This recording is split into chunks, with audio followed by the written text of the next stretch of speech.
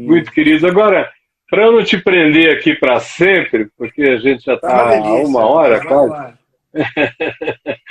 deixa eu te perguntar o seguinte: Hum. é, pandemia, o que que ela está significando para você? Eu acho que, assim, sublinhar o que está me interpelando, né? A Uhum, estupidez, Caio. A uhum, pandemia revelou e revela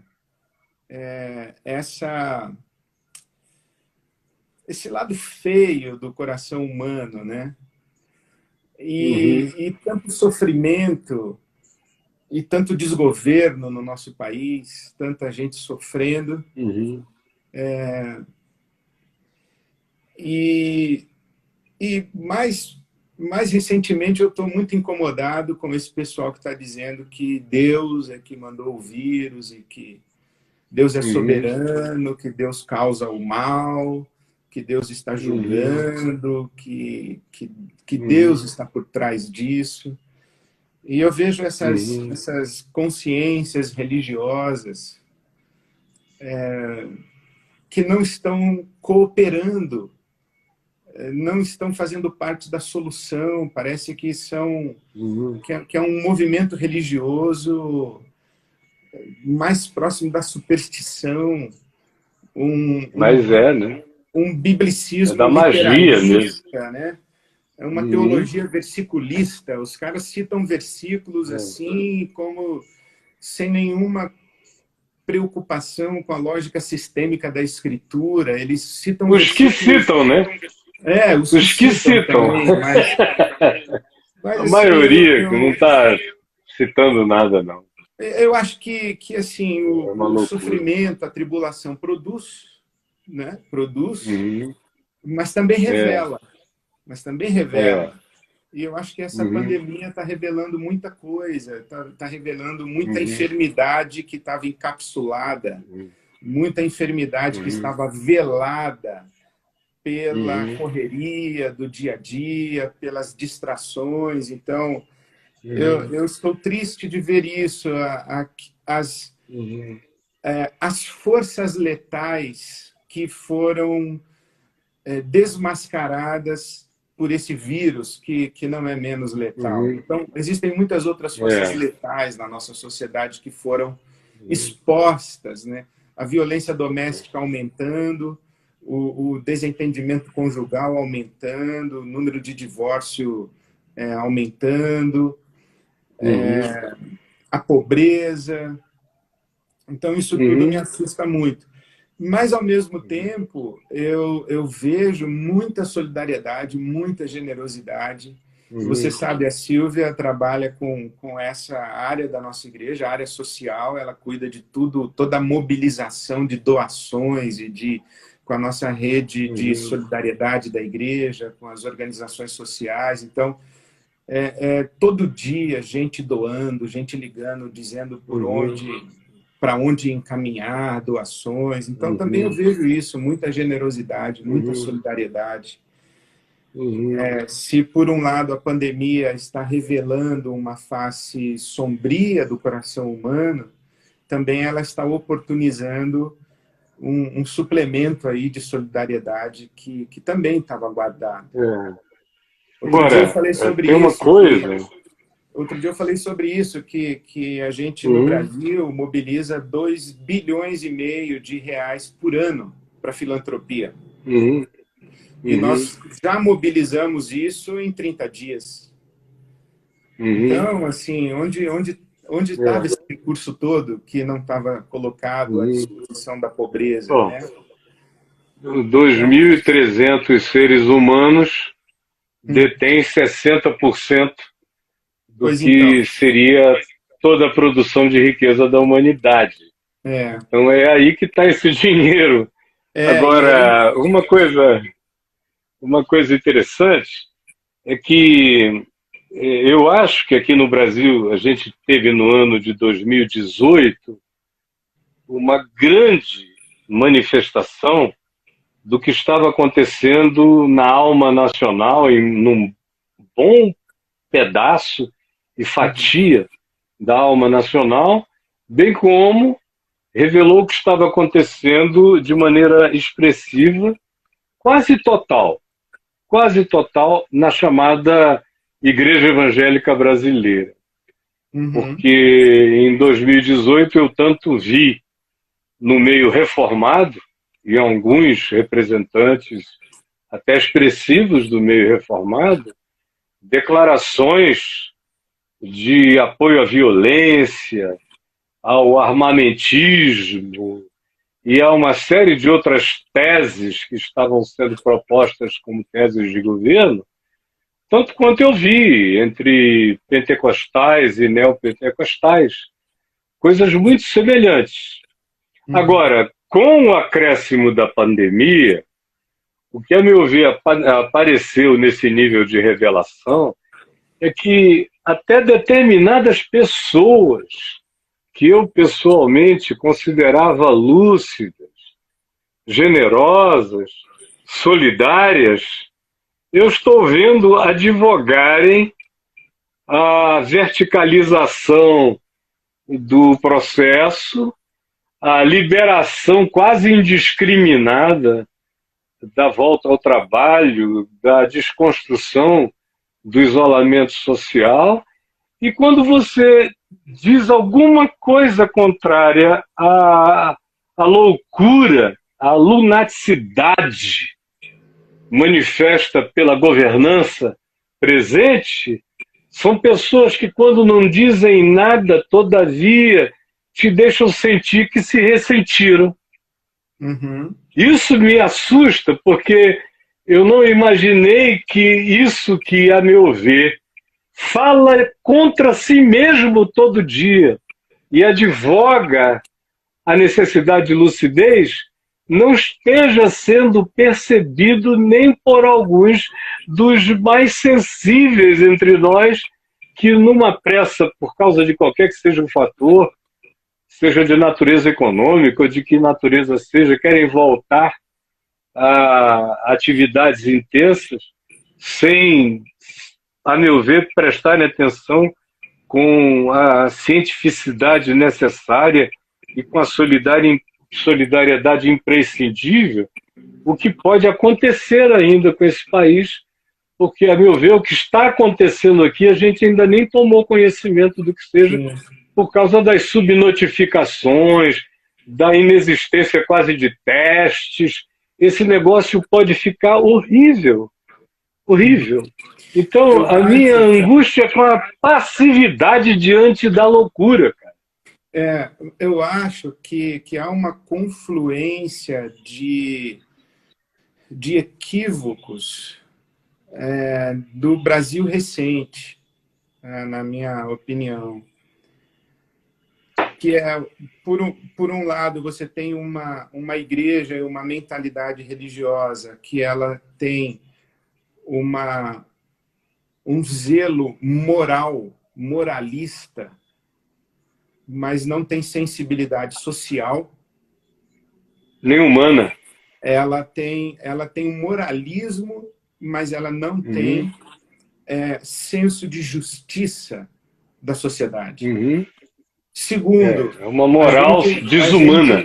A gente tem um tempo recente de um governo do PT em que construiu-se uma narrativa de penalização da pobreza e de adjetivação do pobre como um vagabundo encostado no Estado, que quer Bolsa Família, que não quer trabalhar, como se o pobre fosse culpado de sua pobreza. Né? Quando, na verdade... E é isso que é dito, não é? A preguiça, a indolência é, dentre os fatores causadores da pobreza, o menor. É o menor. O menor. E aí a gente tem uma igreja sem senso de justiça social, porque tem uma religiosidade legalista e moralista apenas, com uma narrativa político-ideológica que penaliza o pobre e a pobreza, faz o discurso de que tem que ter menos Estado, o Estado não pode estar presente para sustentar vagabundo. Então, o que você precisa? Você precisa fazer o mercado funcionar, porque é o mercado que vai dar a solução. Só que o que o pessoal não está entendendo é que essa é uma hora de um Estado forte, de um Estado presente, porque não dá para você manter o pessoal dentro de casa sem que exista uma coordenação de política pública. Não, é justamente para uma hora como essa que qualquer que seja o Estado existe. Exato. Justamente, é um contrassenso total. Então, foi justamente para este fim e para esta hora que o Estado foi criado. Exatamente. Foi concebido. Mas aí, e não é quando está tudo bem, é justamente na hora do desequilíbrio que a gente precisa desse momento do de um centro. É justamente ao contrário, não é o Estado quem tem que agir, é o mercado quem tem que agir. E o mercado age assim. E isso o mercado, a gente fica na bolha da classe média, média alta ou classe alta. O cara dá ordens pelo telefone, não precisa ir a lugar nenhum. Isso. E a pobreza que produz o trabalho e a riqueza é que vai morrer em nosso lugar, em algum lugar, porque o Estado não pode funcionar sob pena de nós estarmos negando uma ideologia de progresso e de liberalidade produtiva. Mas esse raciocínio ele é equivocado, porque quando se propõe o retorno da atividade social, porque eles lá fora que vão morrer, isso, além de ser diabólico e cruel, é mentiroso, porque claro. Essa morte contamina, né? Ela está socializada como ela tá aí, ela é de todas nós, de todos nós. A gente acaba sendo abraçado por ela de um jeito ou de outro. Não há fronteiras tão definidas. Existem algumas poucas fronteiras, como aí, por exemplo, é o caso em São Paulo, de você ver a diferença entre Morumbi e Paraisópolis. Você vê que existem certas fronteiras de proteção. Mas isso é a curto prazo, a médio prazo. Sim. A longo prazo, Caio, ela não conhece fronteiras. Eu li, por exemplo, que a taxa de mortalidade no Leblon é 1,8. Na comunidade da Maré, no Rio de Janeiro, é 30. 30. Isso então, com subnotificação. E subnotificado. Então, você vê a desigualdade, mas não é possível que dentro dessa desigualdade, que essa tragédia não transborde das áreas de pobreza e vulnerabilidade social. Então, assim, quando a gente não consegue enxergar enxergar a gente mesmo no nosso próximo,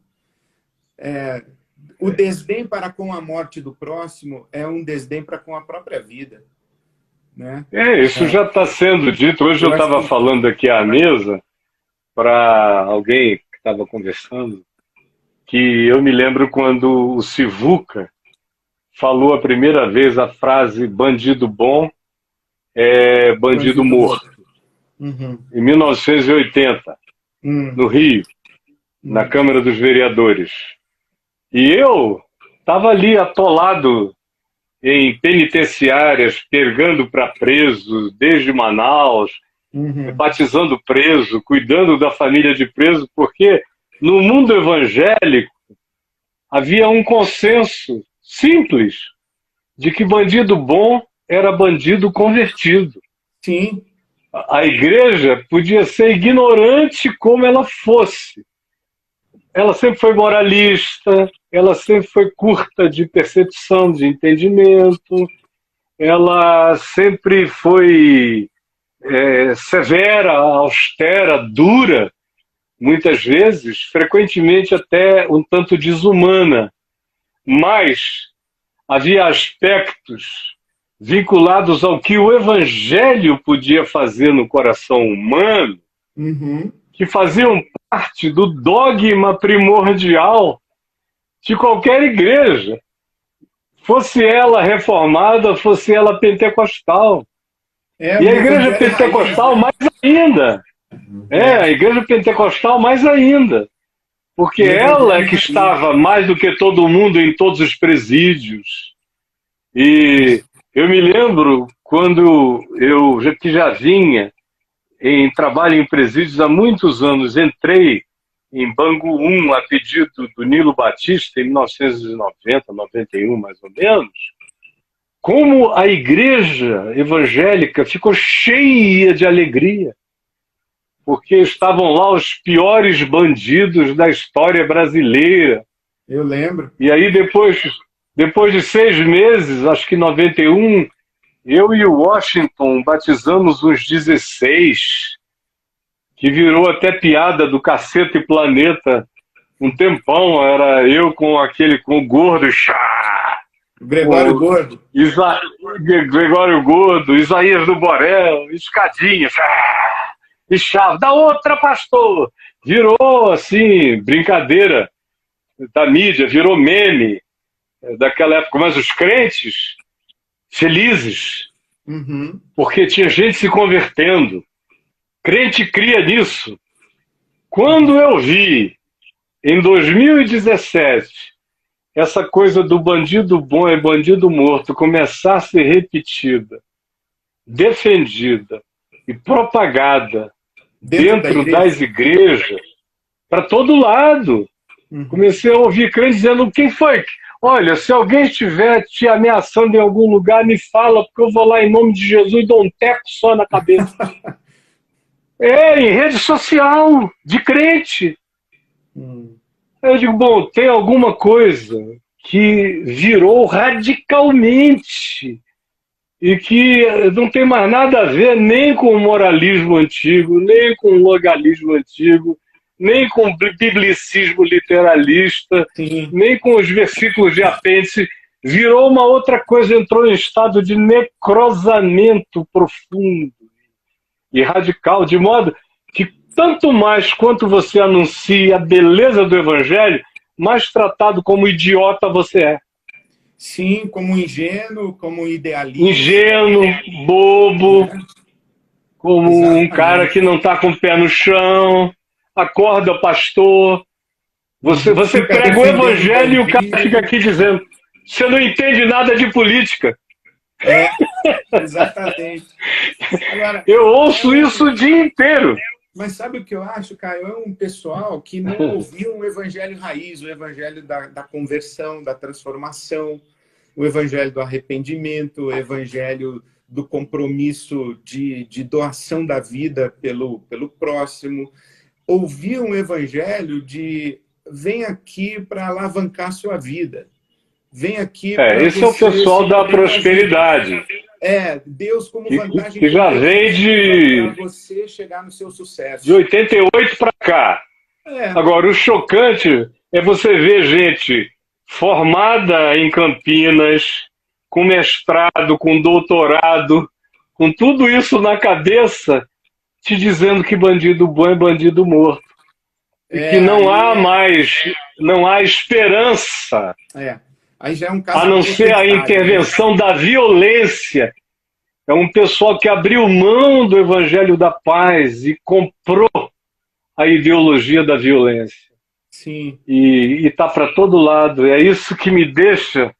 E essa pandemia revela muito disso, já vem aparecendo há muito tempo. Na pandemia você está enxergando isso para todo lado também. E o coração entra numa tristeza profunda. A minha mulher viu aí esses últimos 2 meses como... Chegou um momento, meu querido, que eu achei que eu ia ficar mudo. que não dava vontade de falar mais nada durante... Eu estava com dengue, passando mal e tudo mais. Mas no coração eu só via e lia e dizia, meu Deus, a sensação que dá, eu estava falando ao Manfredo, nosso querido Manfredo, anteontem, mais ou menos, numa conversa longa, eu estava dizendo, Manfredo, eu só não tenho isso dentro do coração porque o fator ressurreição é tão violento em mim, é um negócio tão esgarçante, é tão forte, é tão real, é tão concreto, é tão palpável, que não tem como. Mas às vezes você olha em volta e se pergunta se você, porventura, não correu em vão quase 50 anos, 46, 47 anos, mandando ver de manhã, de tarde, de noite, se esfolando todo. E às vezes você vê gente que era do caminho. Que é o caminho, não é? Como diz Jeremias. De Isaías, né? Quem deu crédito à pregação?